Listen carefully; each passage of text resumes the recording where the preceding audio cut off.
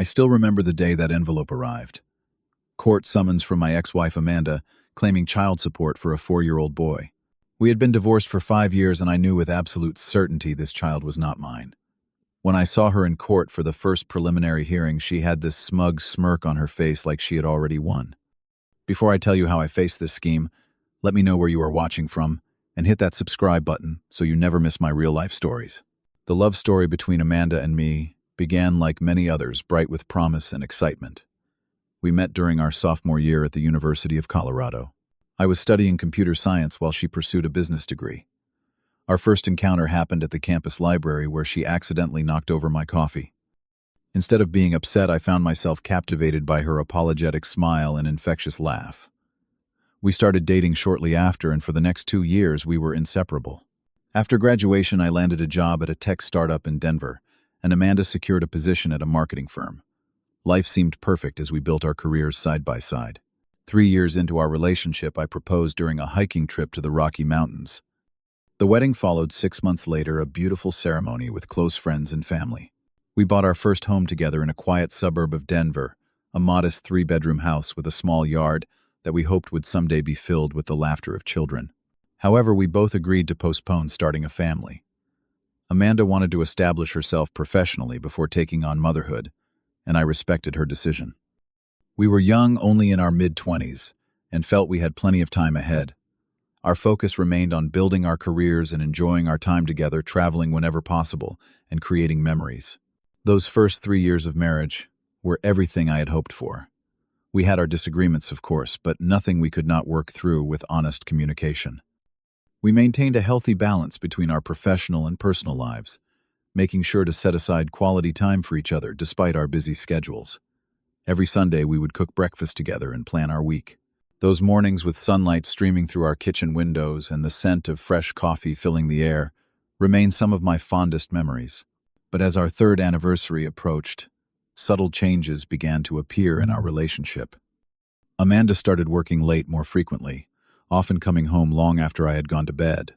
At first I thought nothing of it, attributing her extended hours to her dedication to her career.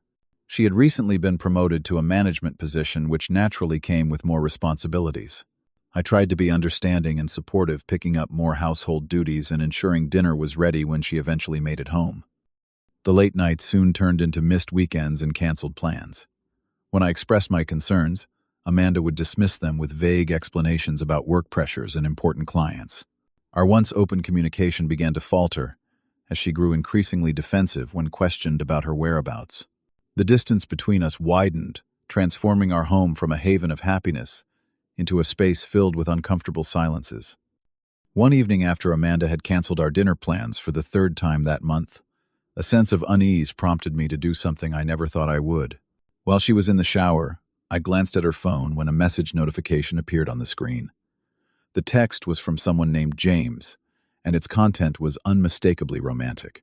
My heart sank as I read words of affection that should have been reserved for me, her husband. When confronted with the evidence, Amanda did not deny her infidelity.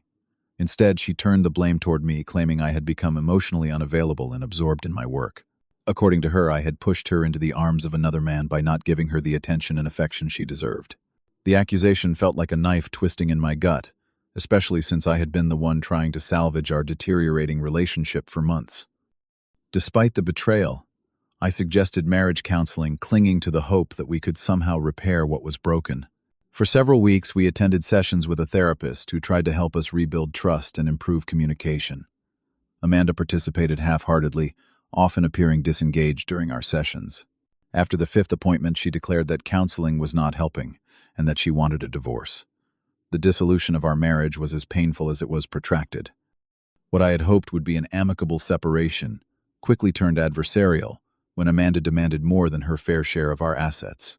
She wanted the house despite my having made the down payment with an inheritance from my grandfather. She also sought alimony, arguing that her standard of living would decrease significantly without my income, despite her own successful career. In the end, exhausted by the emotional toll of fighting and eager to move forward with my life, I conceded more than was fair.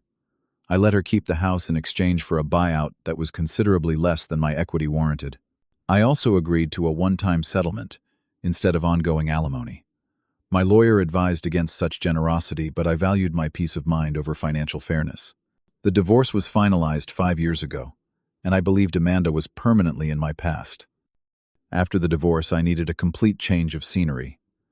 Denver held too many painful memories, so I accepted a job offer from a tech firm in Phoenix, Arizona. The desert landscape, so different from Colorado, felt symbolic of the new beginning I craved. I purchased a modest apartment near my new workplace and threw myself into building a new life from scratch. The first year was challenging, as I adjusted to the heat and solitude. I maintained minimal contact with friends from Denver, preferring to forge new connections rather than be reminded of my past life with Amanda. Gradually, I established a routine that brought me comfort, joining a local hiking group and volunteering at an animal shelter on weekends. My professional life flourished as I channeled my emotional energy into my work, earning a promotion to senior developer within 18 months. It was at a charity event organized by my company that I met Sarah. She worked as a pediatric nurse and had the most genuine smile I had encountered since moving to Arizona. Unlike my whirlwind romance with Amanda, my relationship with Sarah developed slowly and deliberately. We spent 3 months just getting to know each other before our first official date, both cautious due to past relationships. Sarah knew about my divorce, but never pressed for details beyond what I voluntarily shared. As our relationship deepened over the next 2 years, I found myself healing from wounds I had not realized were still open. Sarah was patient, kind, and honest qualities that helped restore my faith in partnership. We began discussing a future together, including the possibility of marriage and starting a family. For the first time since my divorce, I felt truly ready to commit again, confident that the lessons from my failed marriage would help me be a better partner. The peaceful life I had so carefully constructed came crashing down one Tuesday morning when I received a certified letter from the Maricopa County Family Court. The contents were so shocking that I had to read them 3 times before the reality sank in. Amanda was suing me for child support for a 4-year-old boy she claimed was my biological son. Additionally, she was seeking retroactive payments for the 4 years since his birth, a sum that would financially devastate me. My hands trembled as I called Sarah to share the impossible news. Her initial silence spoke volumes about the magnitude of this development. When she finally spoke, her voice was steady but concerned. She asked logical questions about the timeline, remembering that I had mentioned Amanda and I had not been intimate for months before our separation due to our deteriorating relationship. The math simply did not add up if the child was indeed 4 years old. Sarah came over that evening, bringing dinner I could barely eat and offering the emotional support I desperately needed. We sat on my couch until midnight, discussing potential explanations and strategies. She held my hand as I cycled through confusion, anger, and fear, never once expressing doubt about my character or the truth of my situation. Her unwavering support became my anchor in the chaos that followed. The next morning, I contacted a family law attorney named Daniel Patterson, who specialized in complex paternity cases. His office scheduled an emergency consultation for that afternoon. Daniel, a seasoned lawyer in his 50s, with a reputation for ethical but aggressive representation, listened carefully to my story without judgment. He explained that Arizona law had provisions regarding the presumption of paternity that might be working against me, but also assured me that truth and science would ultimately prevail. Through preliminary investigation, Daniel discovered that Amanda had married James, the man she had been seeing during our marriage, shortly after our divorce was finalized. However, their marriage had lasted only 3 years before ending in another divorce.